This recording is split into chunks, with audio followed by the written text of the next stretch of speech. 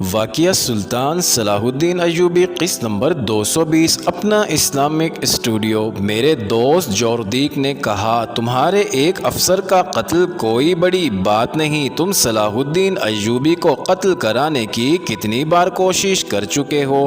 یہ الگ بات ہے کہ تم اسے قتل نہیں کر سکے۔ میں یہ نہیں کہوں گا کہ تم نے کوئی جرم کیا تھا۔ دشمن ایک دوسرے کو ہر جائز ناجائز طریقے سے مارنے اور مروانے کی کوشش کرتے ہیں۔ اگر تمہارے ونڈسر کو ایوبی نے قتل کرایا ہے تو فرق صرف یہ پڑا ہے کہ تم اسے قتل کرانے میں کامیاب نہیں ہو سکتے اور وہ تمہارے ایک اہم افسر کو قتل کرانے میں کامیاب ہو گیا ہے۔ تم اس کے کئی ایک اہم افسروں کو قتل کر چکے ہو۔ اس نے شہریوں کو کبھی پریشان نہیں کیا۔ تمام مسلمان امراء اور حکام جوردیک کے خلاف بولنے لگے۔ وہ صلیبیوں کو ناراض نہیں کرنا چاہتے تھے، لیکن جوردیک نے سب کا مقابلہ کیا اور اسی بات پر ڈٹا رہا کہ شہر کے کسی گھر کی تلاشی نہیں لی جائے گی تو کیا ہم سمجھیں کہ تم بھی اس قتل میں شریک ہو؟ ایک صلیبی مشیر نے کہا، مجھے شک ہے کہ تم صلاح الدین ایوبی کے دوست ہو۔ اگر حلب کے مسلمان گھرانوں کو پریشان کیا گیا تو میں کسی کے بھی قتل میں شریک ہو سکتا ہوں، جوردیک نے کہا، اور میں ایوبی کا دوست بھی ہو سکتا ہوں۔ ہم جب تک یہاں ہیں ہمارا حکم چلے گا۔ صلیبی نمائندے نے کہا، تم یہاں اجرت پر آئے ہو؟ جوردیک نے کہا، یہاں ہمارا حکم چلے گا، ہم مسلمان ہیں، حالات ہمیں آپس میں لڑا رہے ہیں۔ مسلم اور غیر مسلم کی کبھی دوستی نہیں ہو سکتی۔ اگر تم بلا اجرت آئے ہو تو میں تمہاری مدد سے دستبردار ہوتا ہوں۔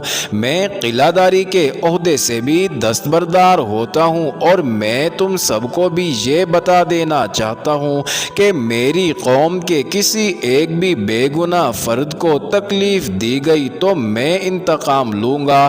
کسی کے اشارے پر دو آدمی جوردیک کو باہر لے گئے۔ اس کی غیر حاضری میں صلیبی نمائندے نے سب سے کہا کہ حالات ایسے ہیں کہ قلعہ دار کو ناراض نہیں کیا جا سکتا۔ یہ شخص اتنی دلیری سے باتیں کر رہا ہے تو اس سے یہ ظاہر ہوتا ہے کہ اس کے قلعے میں جو فوج ہے وہ اس کی مرید ہے۔ اگر ایسا ہے تو یہ صورتحال اچھی نہیں۔ ناظرین، آپس میں صلاح و مشورہ کر کے جوردیک کو اندر بلایا گیا اور اسے بتایا گیا کہ شہریوں کو پریشان نہیں کیا جائے گا مگر قاتلوں کو تلاش ضرور کیا جائے گا۔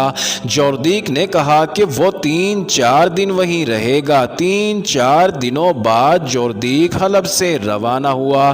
وہ اپنے قلعے حمات کو جا رہا تھا۔ اس کی موجودگی میں قاتلوں کی تلاش اور سراغ رسانی ہوتی رہی۔ اس کی خواہش کے مطابق کسی گھر کی تلاشی نہیں لی گئی تھی۔ وہ مطمئن ہوتا جا رہا تھا مگر صلیبیوں کو اس کے متعلق اطمینان نہیں تھا۔ اس کے ساتھ 10-12 محافظ تھے۔ جوردیک سمیت سب گھوڑوں پر سوار تھے۔ راستے میں ٹیلوں اور چٹانوں کا علاقہ آتا تھا۔ جوردیک اس علاقے میں داخل ہوا تو بیک وقت کہیں سے 2 تیر آئے۔ دونوں اس کے گھوڑے کے سر میں پیوست ہو گئے۔ تیر اندازوں نے تیر جوردیک پر چلائے ہوں گے۔ گھوڑا بے لگام ہو کر دوڑ پڑا۔ 2 تیر اور آئے، وہ بھی گھوڑے کو لگے۔ کہ نشانہ خطا ہونے کی وجہ یہ ہو سکتی تھی کہ گھوڑا بدک کر ادھر ادھر دوڑ رہا تھا۔ جوردیک شاہ سوار تھا۔ وہ دوڑتے گھوڑے سے کود کر ایک چٹان کی اوٹ میں ہو گیا۔ اس کے محافظ ادھر ادھر بکھر گئے۔ وہ تیر اندازوں کے تعاقب میں گئے تھے۔ علاقہ ایسا تھا کہ کسی کو پکڑنا آسان نہیں تھا۔ جوردیک سمجھ گیا کہ یہ کرائے کے قاتل ہیں جنہیں صلیبیوں نے اسے قتل کرنے کے لیے بھیجا ہے۔ انہیں یہ شک تھا کہ جوردیک سلطان ایوبی کا دوست ہے۔ وہ جنگجو تھا۔ چٹان کی اوٹ سے نکل کر اوپر چلا گیا۔ اسے صرف چٹانیں نظر آئیں یا اپنے محافظ جو ادھر ادھر تیر اندازوں کو ڈھونڈتے پھر رہے تھے۔ ادھر آ جاؤ، کسی نے چلا کر کہا۔ ادھر آ جاؤ، پکڑ لیے ہیں۔ محافظ ادھر کو بھاگے۔ محافظوں نے 3 آدمیوں کو گھیرے میں لے رکھا تھا۔ تینوں نقاب پوش تھے مگر مگر ان کے پاس کمانیں نہیں تھی، ترکش بھی کسی کے پاس نہیں تھی۔ ان کے ساتھ گھوڑے تھے، انہیں اس حالت میں پکڑا گیا تھا کہ وہ گھوڑوں پر سوار ہو رہے تھے۔ تینوں نے چہرے چھپا رکھے تھے، ان کی صرف آنکھیں نظر آتی تھی۔ انہیں پکڑ کر جوردیک کے پاس لے گئے۔ تمہاری کمانیں اور ترکش کہاں ہیں؟ جوردیک نے ان سے پوچھا۔ ہمارے پاس صرف تلواریں ہیں، ایک نے جواب دیا۔ سنو بھائیو، جوردیک نے بڑے تحمل سے کہا، تمہارے چاروں تیر خطا گئے، تم مجھے قتل نہیں کر سکے، تم پکڑے بھی گئے ہو، تم ہار گئے ہو، اب جھوٹ سے بچو۔ کیسے تیر؟ ایک نے حیرت زدہ ہو کر کہا، ہم نے کسی پر تیر نہیں چلائے، ہم مسافر ہیں، ذرا آرام کرنے کے لیے رکے تھے، اب جا رہے تھے کہ ان لوگوں نے پکڑ لیا۔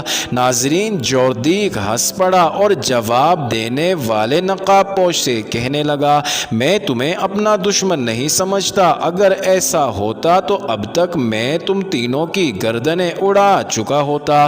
تم کرائے کے قاتل ہو، صرف یہ بتا دو کہ میرے قتل کے لیے تمہیں کس نے بھیجا ہے، صاف صاف بتا دو اور جاؤ۔ ناظرین، دو نقاب پوشوں نے قسمیں کھائیں، تیسرا خاموش رہا۔ اپنے آپ کو عذاب میں نہ ڈالو، جوردیک نے کہا، کسی کے لیے اپنی جانیں ضائع نہ کرو، میں تمہیں کوئی سزا نہیں دوں گا، فوراً آزاد کر دوں گا۔